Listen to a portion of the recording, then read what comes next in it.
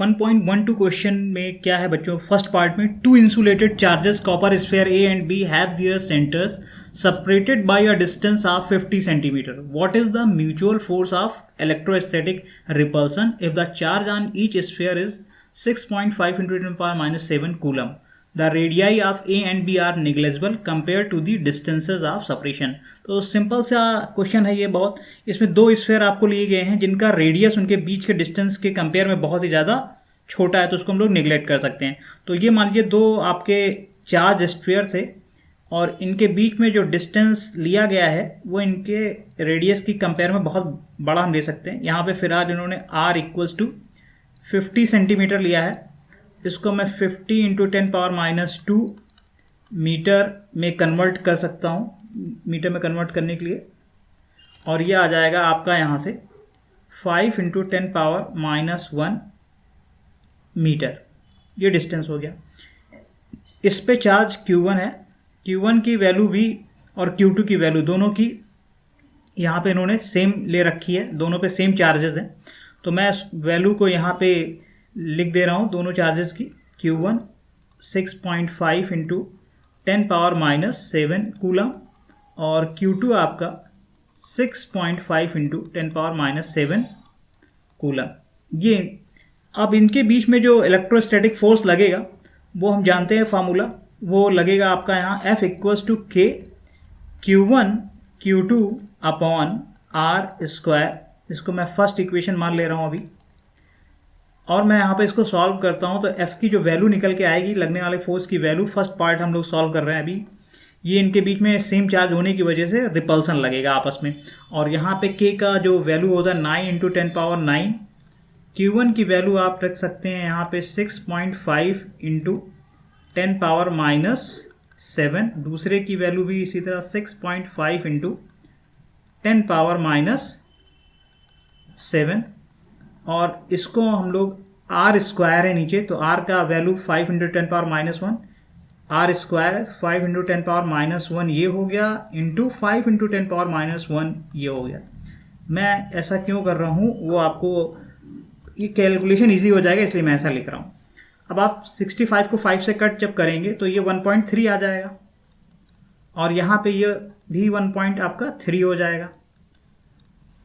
तो 9 1.3 1.3 और 9, इन तीनों 9 का और 2 बार 1.3 लिखा हुआ है, इन तीनों का जो मल्टीप्लिकेशन आएगा आपको वो आ जाएगा यहाँ से 15.21.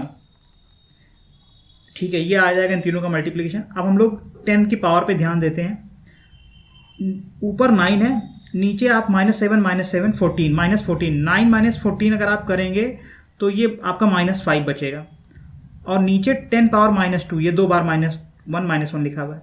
तो ऊपर 10 की पावर -5 और नीचे 10 की पावर -2.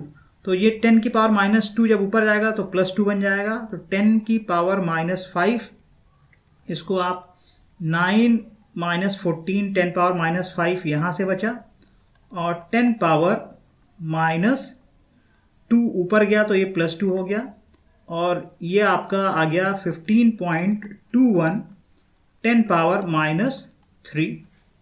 इसको हम लोग थोड़ा और सिंप्लीफाई अगर मैं करता हूँ यहाँ से, तो आप देखिए ये 10 पावर -3 एक डेसिमल में आगे की तरफ अगर शिफ्ट कर दूँ तो 1.521 इंटू 10 पावर -2, और ये आप डेसिमल के 2 प्लेसेस तक अगर आप लिखेंगे इसको तो 1.5 डेसिमल के 1 प्लेस तक आंसर जो आपका दिया हुआ है 10 पावर -2 न्यूटन. इतना फोर्स लगेगा इस पे जब चार्जेस आपके इस तरह रखे होंगे इतने डिस्टेंसेस पे.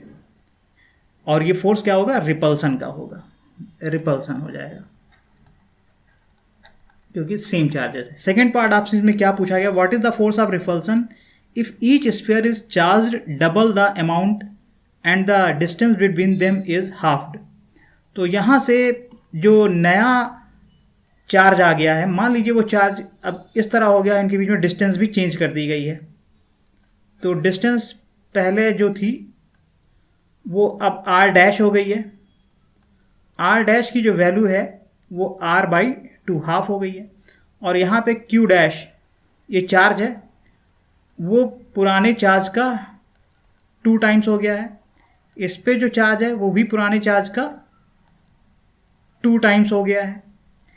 ठीक है, पहले चार्ज हमने कितने लिए थे, Q1 और Q2, हालांकि दोनों की वैल्यू यहाँ इक्वल थी, वो अलग बात है। नया चार्ज हम मान रहे हैं कि जो आ गया है वो इस पर Q1 डैश आया है और उसका वैल्यू इस चार्ज का 2 टाइम्स है, इन्होंने बोल रखा है क्वेश्चन में। इसी तरह Q2 डैश नया चार्ज इस पे है, वो इस पे जो चार्ज है उसका 2 टाइम्स है, और डिस्टेंस R डैश इस R की हाफ है।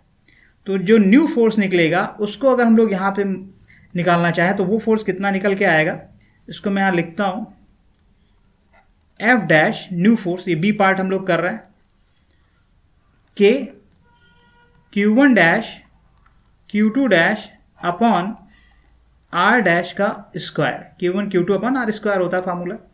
इसको थोड़ा और सिंप्लीफाई अगर हम लोग करते हैं तो F equals to F dash, ये आपका 2Q1 वैल्यूज रख देते हैं, 2Q2, और यहाँ पे वैल्यूज रख देते हैं R/2 होल स्क्वायर, 2 इंटू 2 4 हो जाएगा।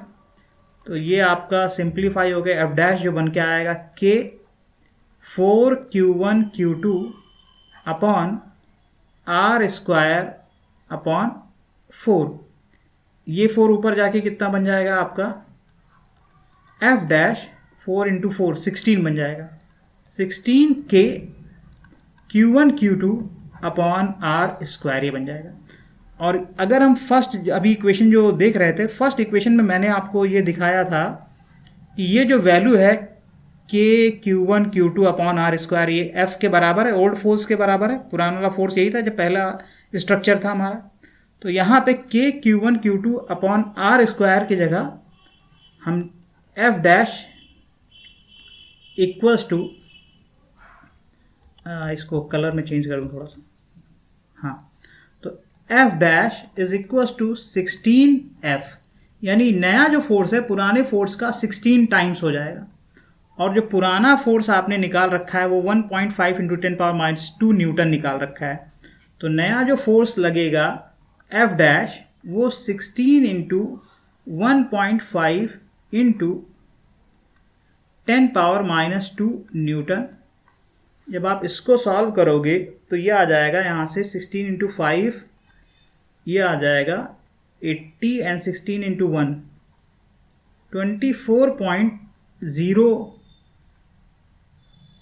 Into 10⁻⁻2 Newton. अब इन क्या कर रहे हैं, या तो यही लिखा रहने दें, लेकिन हम चाहें तो दोनों ये जीरोज़ हैं, ये डेसिमल को मैं यहाँ शिफ्ट कर दूं तो आप इसको ये भी लिख सकते हैं 0.24 न्यूटन। तो ये नया फोर्स जो लगेगा वो इतना न्यूटन का लगेगा, और ये भी रिपल्सन का होगा। तो इस तरीके से कैलकुलेशन हमने यहाँ पे बचा लिया, क्योंकि हमें पुराना फोर्स था, पुराने फोर्स के टर्म्स में नए फोर्स को पुराने फोर्स के टर्म्स में लिख दिया जो इसका 16 टाइम्स है।